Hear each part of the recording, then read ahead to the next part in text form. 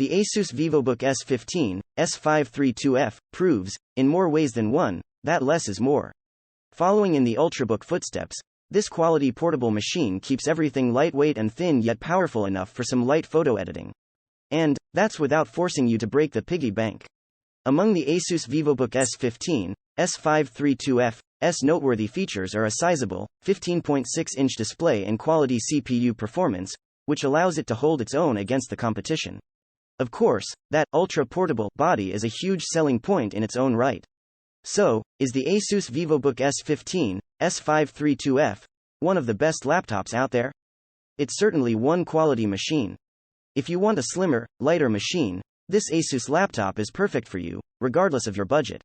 There's a rather confusing range of models, and gobbledygook model numbers, available for the VivoBook S range, including both 14-inch and 15-inch screen sizes and i5 and i7 processors. There are also models with either Windows 10 Home or Windows 10 Pro for business users. However, Asus complicates matters somewhat as most of these models aren't actually available from its own online store, so you'll need to track the VivoBook down through Amazon and other online retailers, with the i7 model that we review here being primarily sold through Currys in the UK.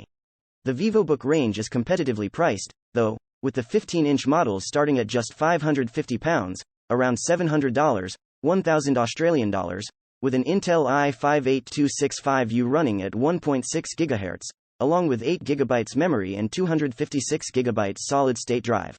However, we tested the top-of-the-range model, which includes a quad-core i7-8565U running at 1.8 GHz, up to 4.6 GHz with TurboBoost. That model also doubles the solid-state drive to 512 GB, and includes 32 GB of Intel's high-speed Optane memory to enhance performance, while still keeping the price down to a competitive £889, around $1,200, $1,700 Australian dollars. Both models share the same 15.6-inch HD display, 1920 by 1080, although the i7 model reviewed here also sports Asus ScreenPad 2.0, a somewhat unusual trackpad design that doubles up as a miniature touchscreen for controlling the VivoBook and various apps.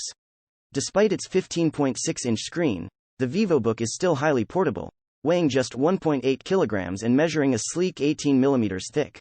Admittedly, it does seem quite hefty when compared to lighter 12-inch and 13-inch laptops, but getting any 15-inch laptop down to less than 2 kilograms is an impressive feat, so Asus has certainly done a good job with the design of the VivoBook S15. And, despite the powerful i7 processor, the laptop ran cool and quiet throughout all our tests, even when running heavy-duty graphics benchmarks. It's nice and sturdy too, thanks to its aluminium casing, which is available in silver, green, and punk pink, clearly aiming at the youth audience. Asus also pays nice attention to detail, with features such as the screen hinge that gently tilts the keyboard up at a slight angle as you open the screen. The keyboard itself feels firm and responsive for speedy typing, and the size of the screen means that there's room for a proper numeric keypad, and a comfortably large set of navigation, arrow keys as well. Our only minor complaint here is that the silvery gloss on the keys doesn't highlight the characters on each key very well, even with the backlight turned on.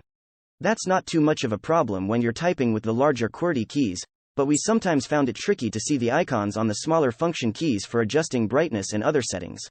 One limitation with many smaller laptops is their reduced connectivity, but the size of the S15 means that there's plenty of room for a variety of ports and connectors.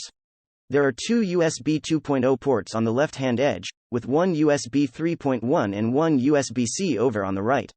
The right edge also houses a microSD slot for memory cards, 3.5mm audio connector and HDMI for connecting to an external monitor. The VivoBook S15 also scores bonus points for being one of the first laptops we've come across that supports the new Wi-Fi 6 standard, aka 802.11ax. The main reason for buying the VivoBook S15 is, of course, its large display, and although the display is limited to standard HD, 1920 by 1080 resolution, that's an acceptable compromise for a laptop in this price range. We found the display very attractive too, producing a clear, sharp image with bold, bright colors for displaying video and photos. We were impressed by its viewing angles too, which ensured that the screen remained clearly visible through almost a full 180 degrees, so the VivoBook S15 will be a good option for sharing photos and videos with friends, or impromptu presentations if you're traveling on business. And while the Harman Kardon stereo speakers aren't exactly hi-fi quality, they do manage to avoid the thin, tinny sound that afflicts many laptops, so the sound quality of the VivoBook S15 is perfectly adequate for watching video or listening to some music on Spotify. The screen pad is a bit of a mixed bag, though.